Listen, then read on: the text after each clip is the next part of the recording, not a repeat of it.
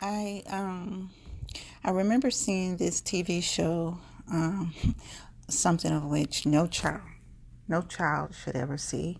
I shouldn't have been brought up watching none of them, but it is a point of reference for encouragement if you choose to take it that way. I believe it was either Tales from the Dark Side or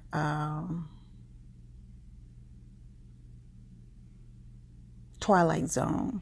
It was one of those two, and I remember an episode where it was it was about this librarian who had a crush on this guy who kept coming in the store every day, and she didn't see herself as beautiful, and so she would never, really assert herself or really speak much to him until one day this woman who came in and she had these burnt scars all over her face.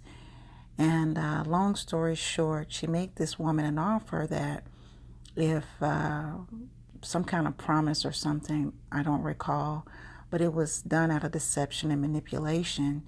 And she told the woman that she can make her beautiful for this guy, change her appearance. So she took the deal.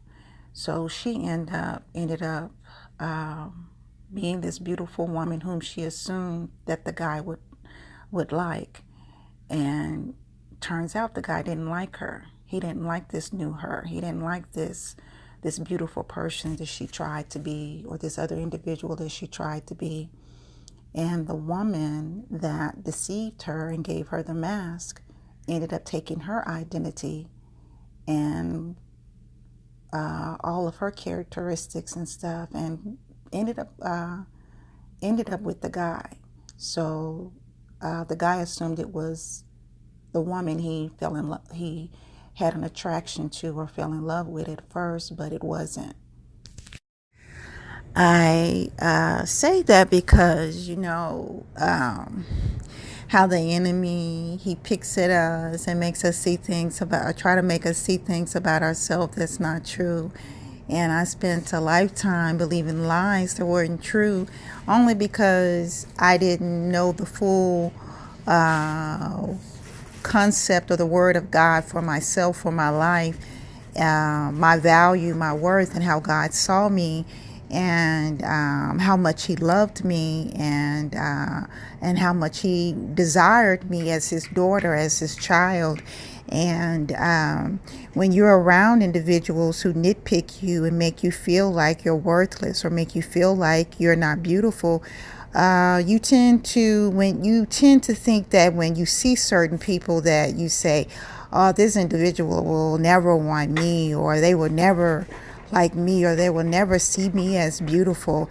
And that's not the case. I once said that, and well, I once said that I'm afraid of my love because, no, I said I hide a lot. I hide my heart a lot because I'm afraid of my love. Not afraid as to the point as in,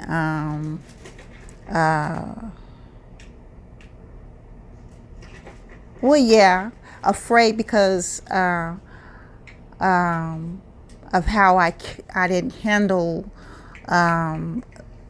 my heart, which is a gift from God, especially if you have the heart of God. I didn't handle it. I handled my heart carelessly, not guarding it with diligence. But but I just say that because when we view ourselves and we see people that we think that wouldn't think that we're beautiful, that's a deception of the enemy. You'd be surprised at the people who see you on a daily basis and who see you as beautiful. And you sometimes you can't always go off their expressions, because sometimes that's just, and I say this because I've done it, sometimes it's just their way of putting up a defense. I'm checking, I'm looking, but at the same time, I'm guarding and I'm protecting. And so we can't always too much go off of a person's reaction. Their facial features. Of course, we have to still be discerning, but you don't know who thinks you're beautiful. And then we go out and we change ourselves and we get drunk, obsessed, or desperate over people we shouldn't even get drunk, desperate, or obsessed over. They're not worth all of that. That's just too much energy to give an individual. I can say that because I've done that. And we change ourselves, we change our appearance, and we allow the negativity of others to cause us to change ourselves. And while we're changing into something that we're not, they're stealing our identity. They're stealing what they tried to make us feel bad about and use for themselves, manipulation and deception. Like the lady in the library who came in and offered this woman something, and the woman thinking she's being of good intention, that this is something that would be beneficial to her in the end, but it wasn't.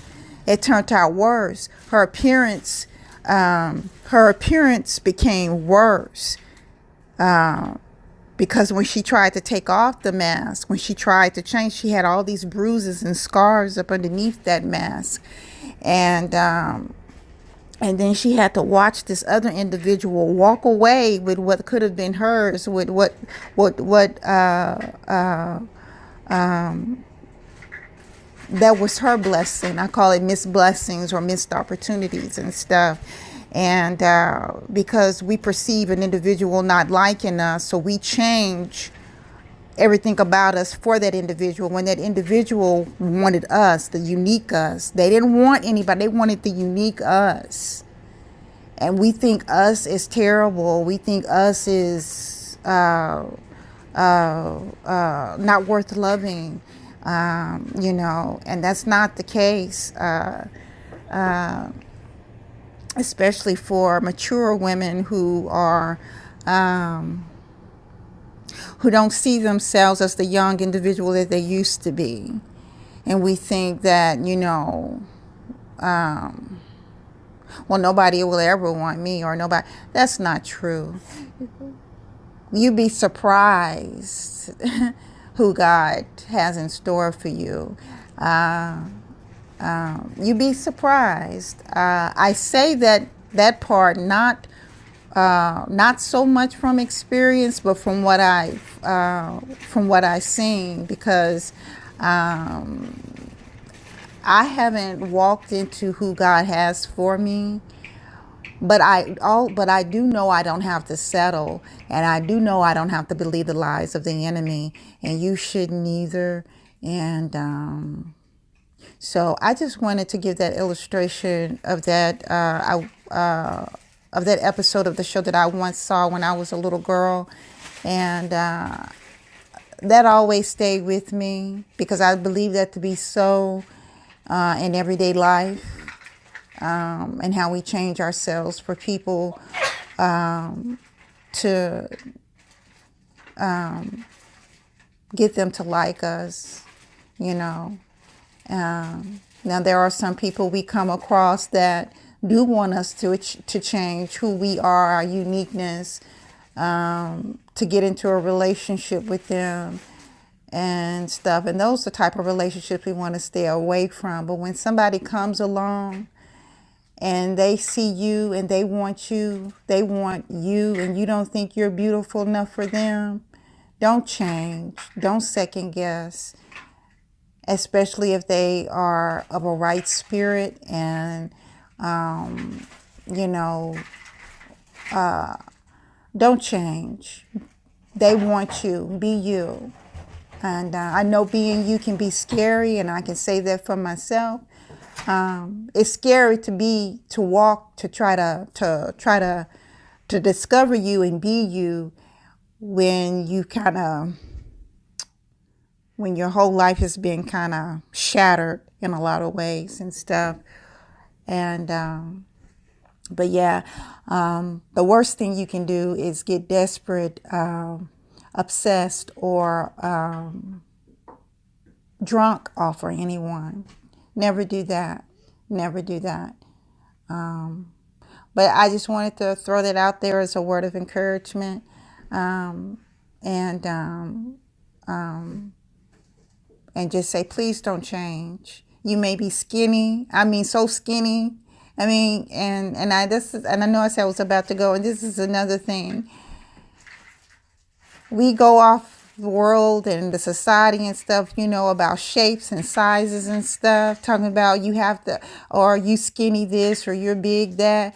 There is nothing wrong with your size. And,